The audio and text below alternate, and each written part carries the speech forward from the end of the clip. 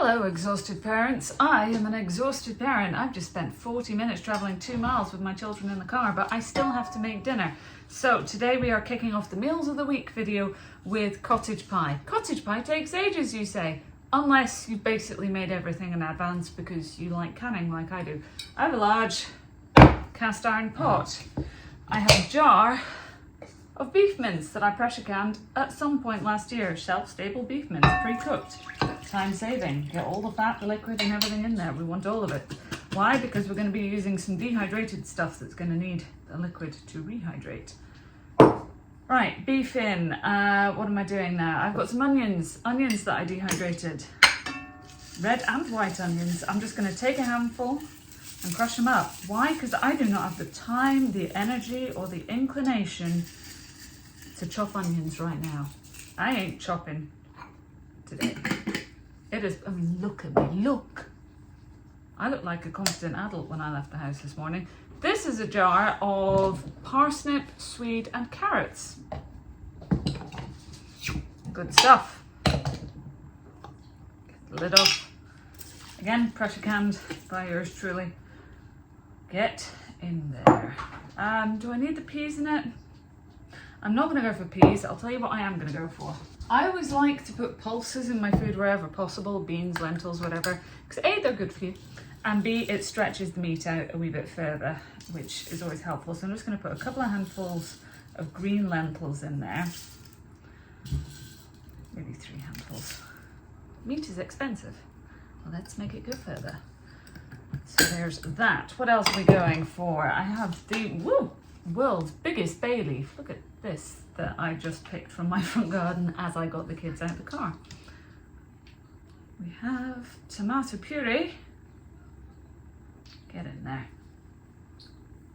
Right, just a squirt of that. Gonna add a touch more water, I think. I should have timed myself doing this. That would have been fun. Henderson's relish. It's basically what is it? Henderson's relish is similar but not the same. Made that mistake before. To Worcestershire sauce. Did I pronounce it correctly? Nobody knows. Salt. Vegetable stock powder. This is homemade vegetable stock powder. Isn't that nice? A couple of teaspoons of that in there. Get as much veggies in as possible.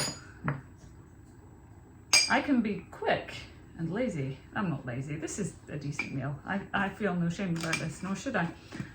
But I still want my kids to eat vegetables. And I'm going to add this in a little bit. This is gluten-free gravy granules just to thicken it up. Right, just to get this going, I'm going to wreck the place. Then stick it on the hob for 5 minutes. Stop it. You two behave. That's my cats, not my children. And the thing that makes this really super quick and easy is I already have a Tupperware full of leftover mashed potato from yesterday's dinner, so I do not need to faff with potatoes. So all I'm going to do is get my lentils starting to soften. I've got my oven preheating at 200 degrees. I'm going to get my mashed potato on there after I've thickened everything up with the gravy. I'm going to put some Parmesan on top of my potatoes because that's how we like it. And leave it in there for 20 minutes until everything is bubbly and good. Everything's pre-cooked. Like all the jar stuff is pre-cooked. It's been pressure canned.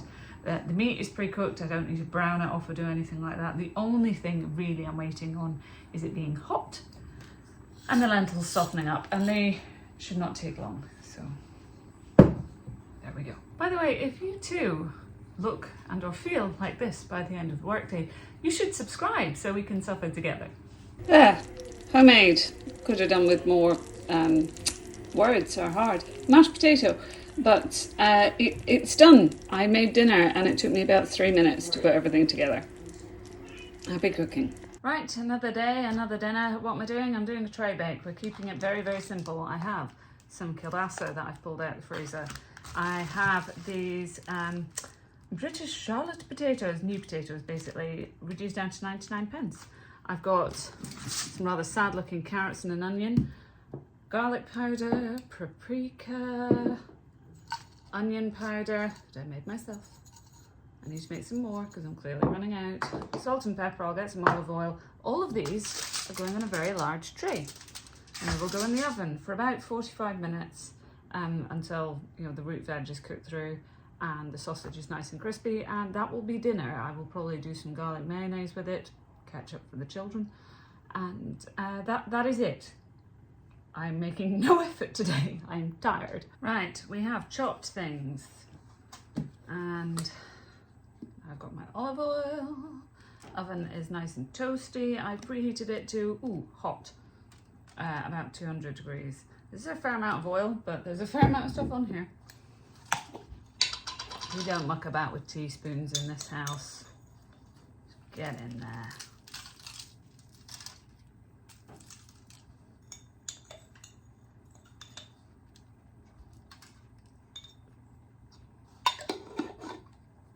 Whoop. Just wrecking the place. As usual. You know what you could do if you had fresh garlic is just chop the top off a whole bulb. And just chuck the whole thing in. That would be delightful. But I don't. And my paprika.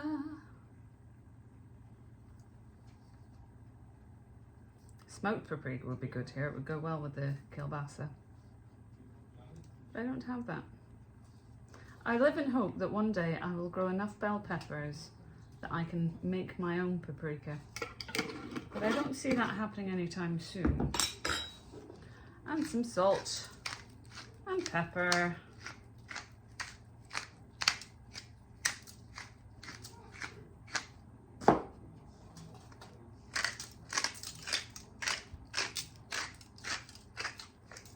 I don't know about salt. Oh well, that was enough. And then I'm just going to get in there. Whoops.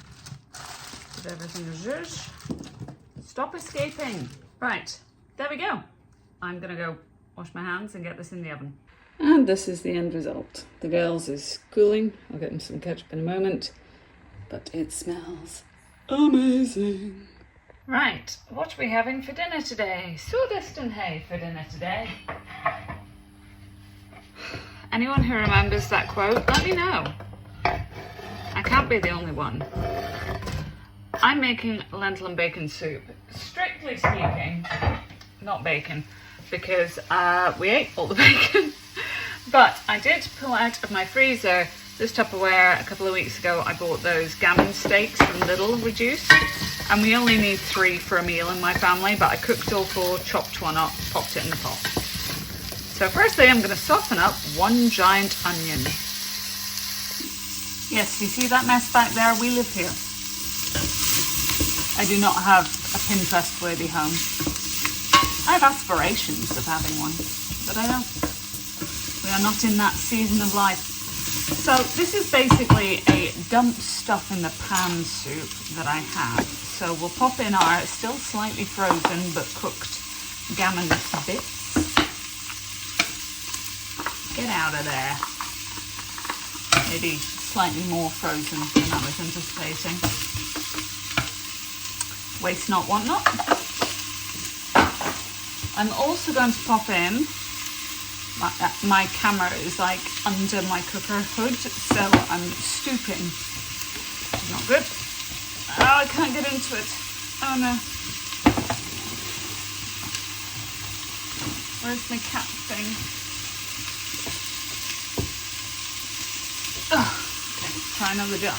Maybe this one will be kinder to me. Ed, I need brute force and ignorance. Very manly of him. He has done, it's not green pitted olives. These are carrots that I pressure canned myself, and I got a metric ton of them through a Too Good To Go app. Woo!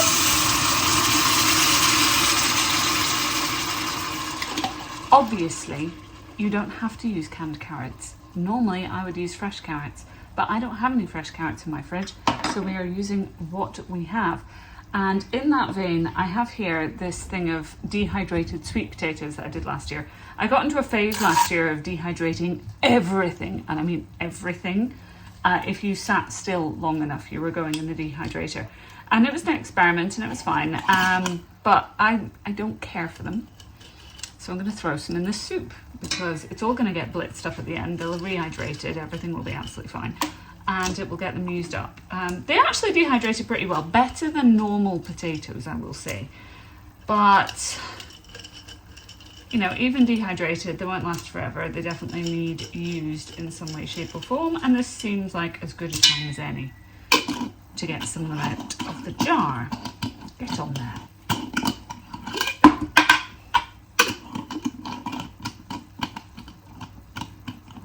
Okay, why? Right. Other things out of cans. 10 tomatoes. 2. And I will rinse out the cans with some water. That can go in as well. Right, another jarred thing. I have a jar of chicken stock. I need more brute force and ignorance. Whilst Ed is battling with the jar of chicken stock, I'm going to put the dregs of this jar of red lentils in the soup. It does show the canner works. The canning process is valid. Yeah. This is goodness me. You okay? Yeah. Oh no. Okay. No. Oh no. I daren't turn around at this point. This is homemade vegetable stock powder, or basically dehydrated, blitzed up veggies. Any opportunity to add extra veggies. Try to kill me. Yeah. Did you open that jar? Good. He's left the house. Yeah. Okay, here's our vegetable stock. Let's crank this on up to high. I have forgotten an ingredient. Celery. Again, I do not have celery in my fridge, but Dehydrating Claire has the answer. This is doing my back no good. Celery. Dehydrated. Still good. All of it will rehydrate in the soup. Chuck a good handful of that in. What is disturbing about celery and dehydrating is 3 full clumps, like an entire celery plant, will fit in my dehydrator and come down to less than this. It is scary. Right, I've got some garlic cloves, 3 that I pulled out my freezer. Always.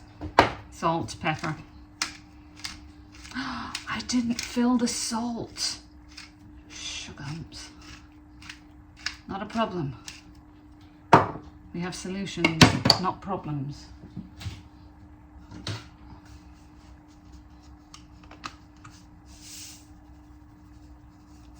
Okay.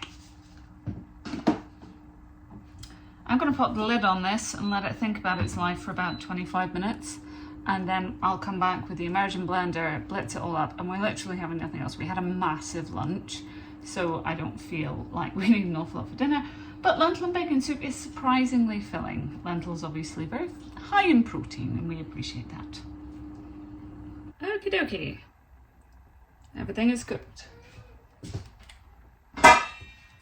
I'm just going to blitz it up, and we should be good. There we go. Dinner. There's some toast. It's not the most exciting dinner in the world, but we have plenty for future dinners and or lunches. Right, I already have 1,001 things going on in my kitchen today. Filming some stuff, batch cooking some things, it's all good. So I'm going to do the world's easiest faux Thai curry for dinner. It's already 12:30, so I'm going to get this beef on now on high. This is all yellow sticker beef, obviously reduced. Not massive reductions, to be honest, but, you know, we take what we can get these days. And this is obviously going to be more than one meal's worth. But leftovers for lunches for the rest of the week. Maybe pop some in the freezer. No meat nappy on that. No, good. That's what we like. Still ever so slightly frozen, despite having been in my fridge for 24 hours. Maybe I need to turn my fridge down, I don't know. Now, if I were making a Thai curry on the hob in a pan, what I would normally do is I would cook down a can of coconut milk until the oil separates. I would add in my curry paste and everything. Well, at that point, toast everything off, and then I would brown my meat, make the sauce, blah, blah, blah. Clearly, I'm cheating because I'm using my slow cooker. That's fine, it doesn't matter. I got a giant tub of red Thai curry paste from Rogers Wholesale ages ago, and I froze it in little ice cubes, actually quite big ice cubes, and popped them in my freezer so I could portion them up. Is that gonna be enough for that much beef? I'm gonna add an extra one in. So what I'm going to do instead is I'm doing things slightly backwards. I'm adding everything into the slow cooker except the coconut milk and a tin of bamboo shoots. And I'll add both of those things in towards the end. Just adding in a couple of tins of diced tomatoes. My usual disclaimer, this is not authentic, but it will be tasty. Get some salt and pepper in there.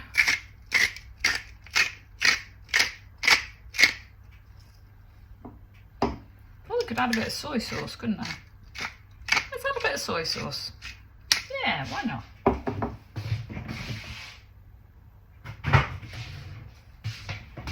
Gluten-free soy sauce, of course. How much? Some. Right, where's my lid? Lid on. See you in 4 or 5 hours. After 4 and a bit hours in the slow cooker on high, this is what we have. Give it a good stir. It smelled great. As you can see, it's gorillas in the mist, a bit steamy. So here are my bamboo shoots. Lovely tin of bamboo shoots. Again, from Rogers Warehouse, I got a whole pallet of them. Not pallet, like cardboard box of them for very, very cheap. So quite enjoy those. Although when I fed this to my children, my eldest asked, Mummy, what are these? I said, oh, it's bamboo shoots. But Mummy, I'm not a panda. There's a whole tin of coconut milk going in. Now, it looks a bit watery at first, but with the coconut milk, it thickens up amazingly. You don't need to add cornstarch or any other thickener. It just does it itself, and it was absolutely amazing. Smelled great. Yes, not an authentic curry. Who cares? It was quick. It was tasty. It was minimal effort. Here's mine and the girls because Ed was at work. He did have some later, of course. There is some rice under there, I promise. But lovely dinner. Hope you've enjoyed, folks, and see you next time.